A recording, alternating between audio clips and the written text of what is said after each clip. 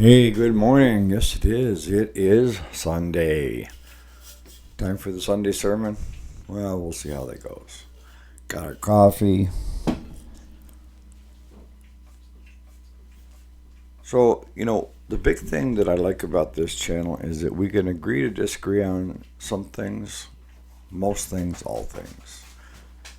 And there's no one way that's perfect to do something. And I think that's what the theme of today's show is going to be, is you have to make it your own.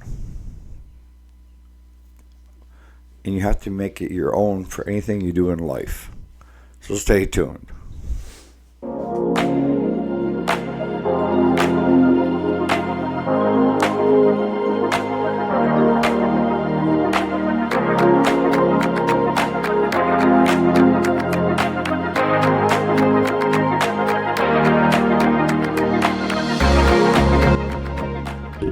Alright, so welcome back to the channel and happy Sunday. No, the thing that I like about this channel is we all come from different walks of life. And there's a lot of experience here on the channel for people to, listen to or, read comments of different ways of doing things. And what I've said from the get-go when I started this channel, when it comes to helping people, is I know that at my age, all I can do is give you advice. All right? Now, advice is you take what you can use and leave the rest. And why do I say that? Because if I told you a step-by-step way to make your business profitable, it's not going to guarantee success, because you may not have the drive that I have, or the willingness to learn, or the aptitude to learn quickly, or to see things that nobody else sees. And see, you take with Amos. Amos is a highly respected person in my mind when it comes to business. He has pounded the pavement, paid his dues, and built something in manufacturing. And that was making coils. And he paid attention to detail. Everything was a certain way because that's the way it worked. And in his shop, it wasn't a command. It was, this is how it has to be because I want quality. I don't want quantity, and I'm not in it for the short, kick the can down the road and collect the money. And that style of business has gone, you don't see that very often anymore. Because those old timers passed on. And I'm part of the old timers now, right? But I mean, we don't have any people coming up through the ranks when it comes to manufacturing, right? Because most of the manufacturing is being done overseas or in Mexico. It's not being done here in the States. But if you're dealing with manufacturing, you have a whole different mindset than someone like me that was into retail marketing of parts. Yeah, we got a Sloan's repair shop. It's profitable, but my big thing was online sales. I got in, where they say the firstest with the mostest. Now, if you were to take my way of doing things to start selling online, it may not work. Why won't it work? It worked for me, right? Because at the time, China wasn't allowed to sell in our markets, right? So it was a cash cow, and we were doing exceedingly well. But the minute the venues opened up our markets to China, that was strictly supposed to be manufacturing, they started becoming retail. they started controlling the product from the very beginning to the very end, to the selling to the customer, my customer.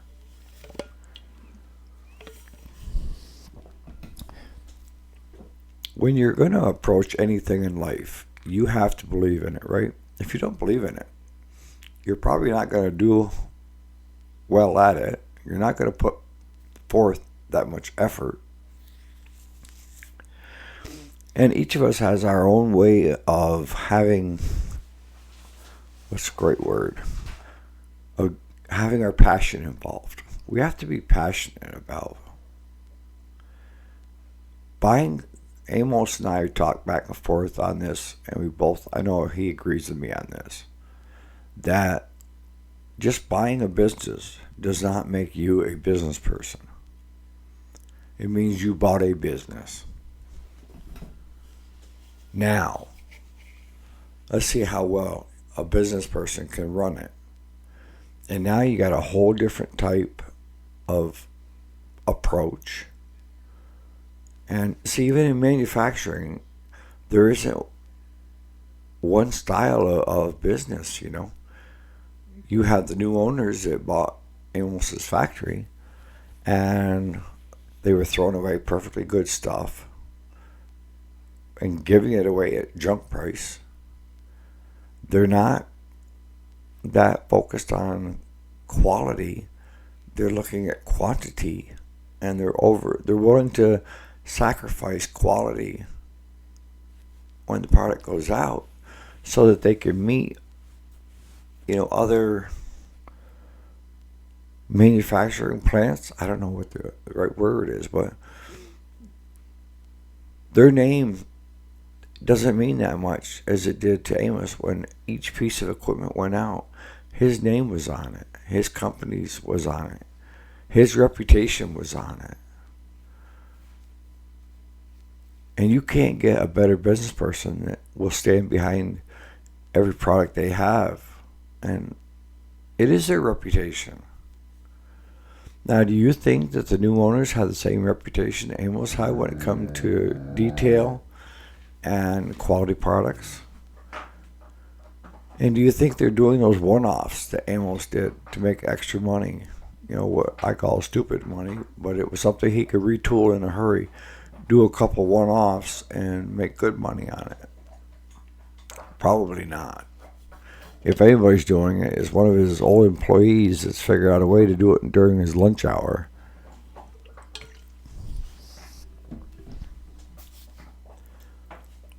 But I can look at across the whole spectrum, of successful business people. Now, are there some traits that are there that are common? Yeah. But are they all the same? And the answer would be absolutely not. We all have our different style. We all have our different approach. We have to find what works for us. You need to take whatever you can. When I first started with the online, nobody was doing it, okay? So it was a new horizon. Just trying to set up a shopping cart online was a crazy. And in the very beginning, thank God for PayPal, They helped a lot.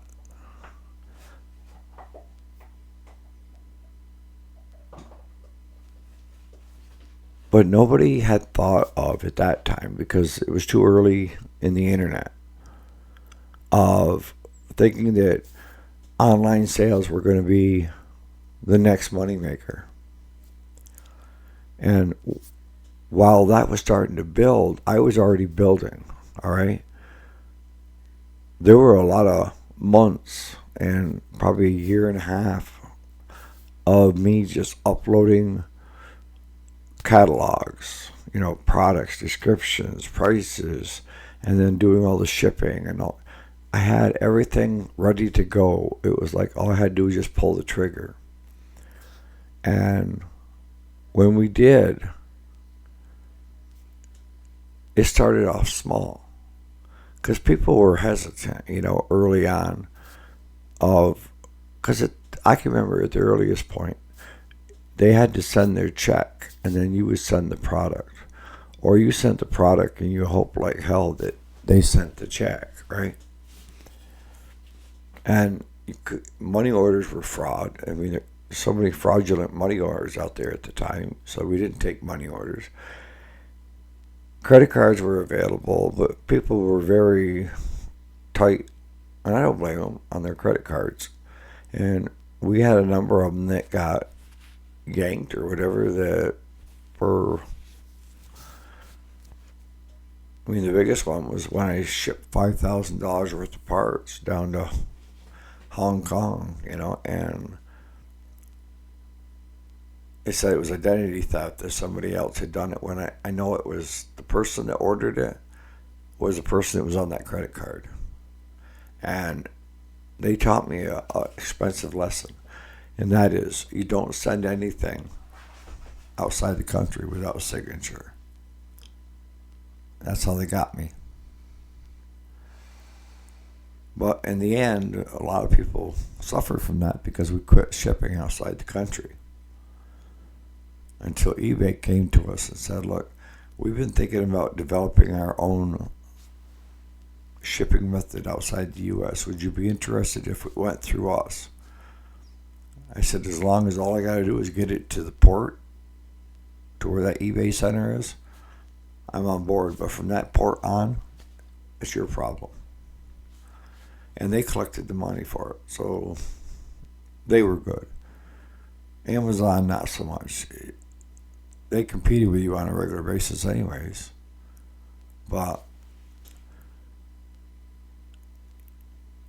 they weren't willing to go to bat for the sellers as much as the customer, because it was their customer. And eBay even said, when we were selling on eBay, it was their customer, not ours. But getting back to the topic, which the stories you're going to hear and the advice that you're going to hear, and the things you're going to look at that you're going to say, wow, that guy or that gal, did well, is you're going to be looking at the end result. You're not going to be looking at what took place to drive that individual, that company, to get to where it needed to be. And that is a lot of hours of no pay, making a lot of mistakes, having failures, correcting failures so that to make it right. And then the biggest thing is, most people that I know that are successful, they stake their reputation on their business.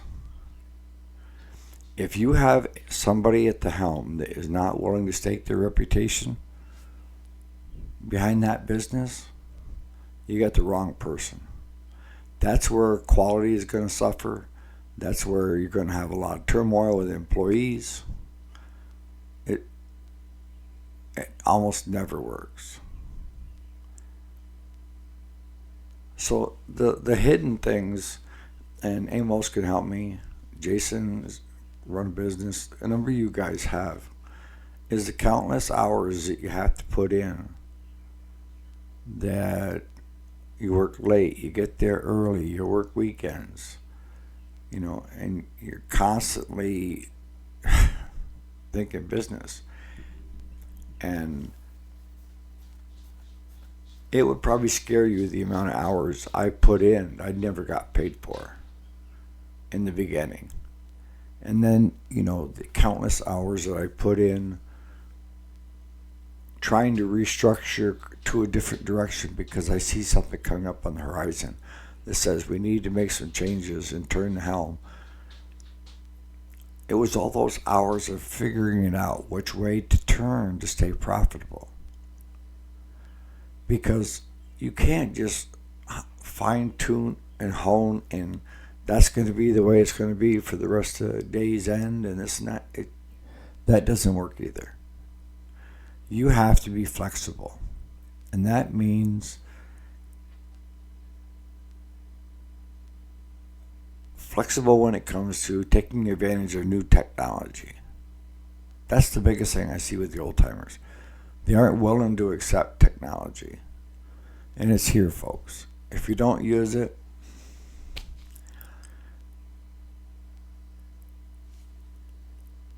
the other thing is people, the trends change. You know, look at all the old stuff that got retired. You know, we started off with the ice box. And why do they call it the ice box? It's because they had blocks of ice that they would cut during the winter months, and they would stack it and cover it with sawdust to insulate it. And then during the summer months, an ice truck would go around, and you could buy a block of ice that would fit into your refrigerator unit, the ice box, and it would keep some of your food cold during the warm summer periods.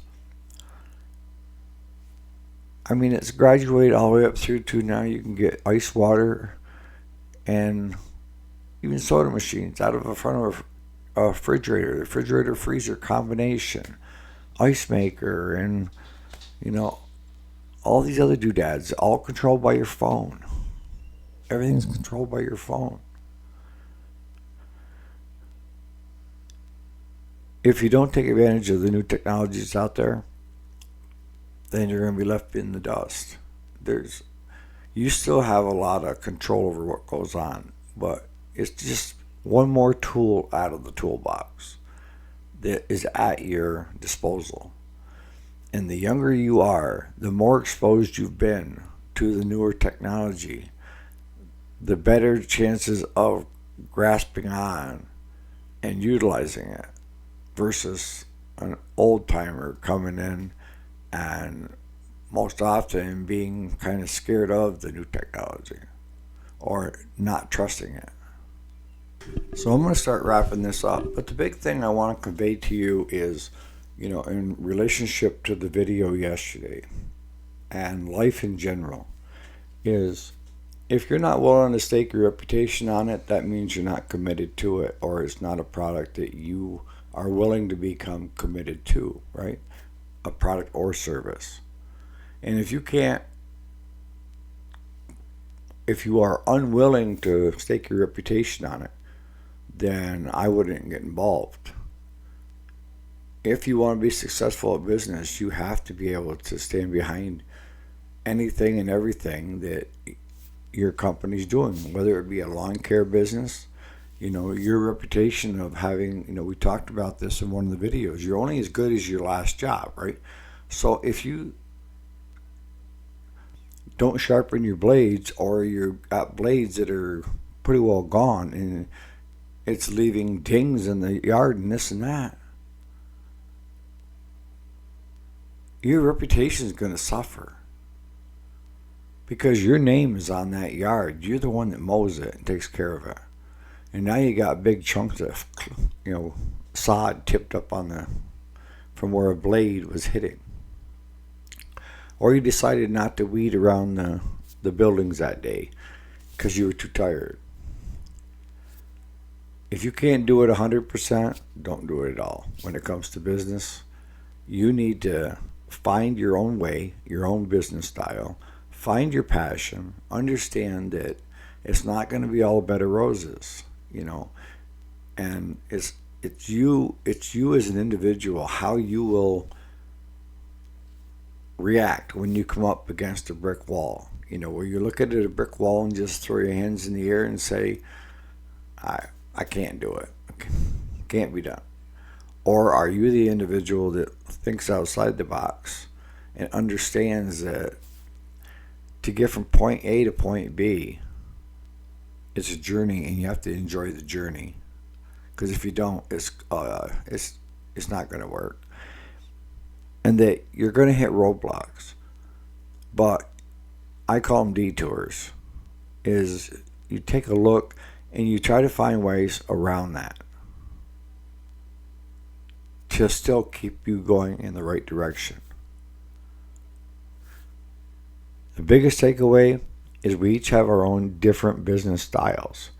But some of the common things in the beginning, you're going to work long hours for peanuts. You got to stake your reputation on what you're doing. If you can't stand behind what you're doing, then you're not the right person to be doing it, and it's not going to last. You might be able to hire somebody that is willing to stake their reputation on it and will run your business and run it profitably. But when it comes to you, you have to be able to stand behind everything that's putting your name on it, your rubber stamp. And that's what I see lacking more and more these days is people are not willing to stand behind what they're selling or the service that they're providing. So on that note, you guys have a great day, and we'll catch you here bright and early tomorrow morning. Thanks so much for watching, guys.